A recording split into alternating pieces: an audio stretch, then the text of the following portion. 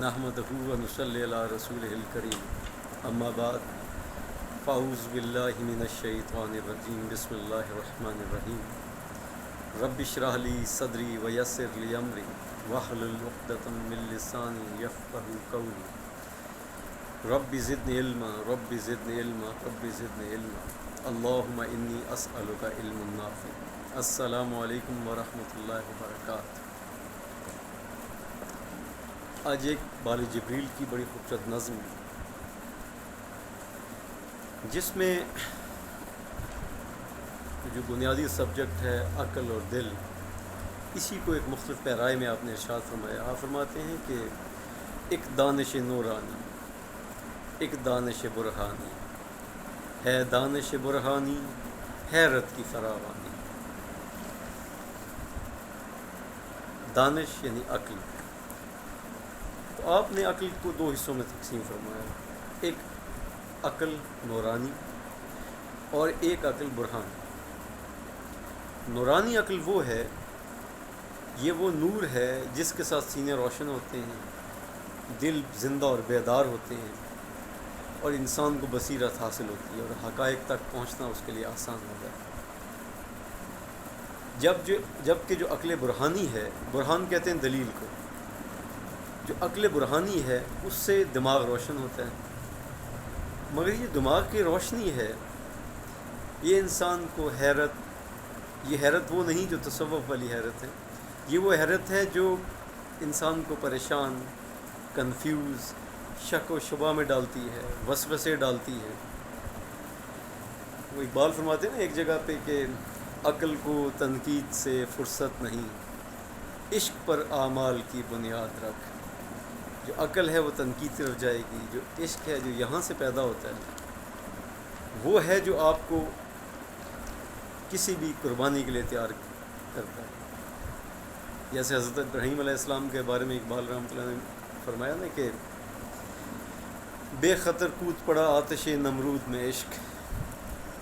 عقل ہے محو تماشا لب بام ابھی۔ وہ ابھی تک کیلکولیشنز میں جمع تفریق، وسوسہ، فلانا ہو جائے، وہ اس میں الجھی رہتی ہے۔ آگے فرماتے ہیں کہ اس پیکر خاکی میں ایک شے ہے سو وہ تیری، میرے لیے مشکل ہے اس شے کی نگاہ بانی۔ کہ یا اللہ، یہ جو پیکر خاکی ہے، میرا جسم جو ہے،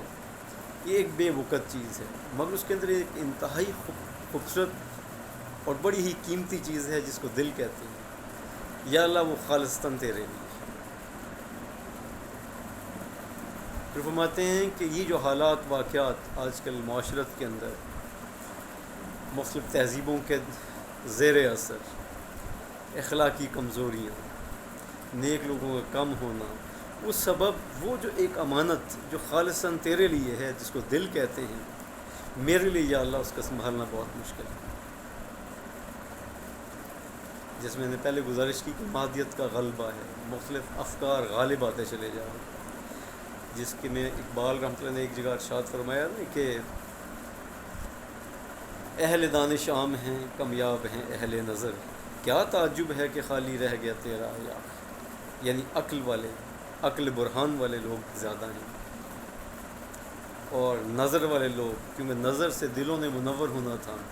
وہ لوگ کم ہیں۔ تو فرماتے ہیں تو پھر اس میں کیا تعجب کی بات ہے کہ تمہارا جو جام ہے وہ جام معرفت سے خالی ہے، شراب طہورہ سے خالی ہے، شراب عشق سے خالی ہے۔ آگے فرماتے ہیں کہ اب کیا جو فغاں میری پہنچی ہے ستاروں تک، تو نے ہی سکھائی تھی مجھ کو غزل خوانی۔ اب اس میں دو چار میں نے دیکھا مفاہیم مختلف انداز میں لوگوں نے بیان کی۔ وہ یہ کہتے ہیں کہ یا اللہ، اب یہ میرا جو رونا پیٹنا ہے، چیخنا چلانا ہے، آہو فغاں ہے، یا اللہ جب تو نے میرے دل میں وہ عشق کی آگ لگا دی اور پھر مجھے وہ ذوق بھی عطا فرمایا کہ میں اس درد کو اپنے نالوں میں پرو دوں، تو اب اگر اس میری آہو بکا نے عرش پہ ہلچل مچا دی ہے تو اب یا اللہ اب تو برداشت کرنا پڑے گا۔ آگے فرماتے ہیں کہ اور یہ بڑا ہی لطیف نقطہ ہے اور بڑا شاندار طنز ہے. آپ فرماتے ہیں کہ مجھ کو تو سکھا دی ہے افرنگ نے زندی کی، اس دور کے ملا ہیں کیوں ننگے مسلمان. فرماتے ہیں کہ یا اللہ، چلو میں تو مغرب میں چلا گیا، میں ان میں رہا، میں نے وہاں سے اچھی بری چیزیں ان سے حاصل کر لیں، مگر وہ لوگ جو کبھی ان کی معاشرت میں رہے نہیں، کبھی اس معاشرتی انفلوئنس میں نہیں گئے، کبھی ان کو ان سے انٹریکٹ کرنے کا موقع نہیں ملا، تو ان لوگوں کے کردار یا ان کی جو اخلاقی انحطاط ہے وہ کیوں ایک اسلام کے اوپر ایک بدنما داغ بنتے چلے جا رہے ہیں. تو یہاں ایک بڑے لطیف پیرائے میں اقبال رحمۃ اللہ علیہ نے ہمارے یہاں کے جو علماء کرام ہے ان کی طرف اشارہ فرمایا ہے کہ وہ بجائے اس کے کہ وہ جو مغرب کا الحاد کا، مادیت کا، مختلف جو پرانے افکار چلے آ رہے ہیں ان کا وہ ڈٹ کے مقابلہ کرتے، ان کو کیا مجبوری تھی کہ یہ بھی ان سے متاثر ہو گئے، انہوں نے بھی اپنی روش چھوڑ دی اور اب یہ پوزیشن ہے کہ ان کے جو کردار ہیں وہ اسلام اور مسلمانوں کے لیے باعث شر. اللہ کریم آپ کو، آپ کے گھر والوں کو، ہم سب کو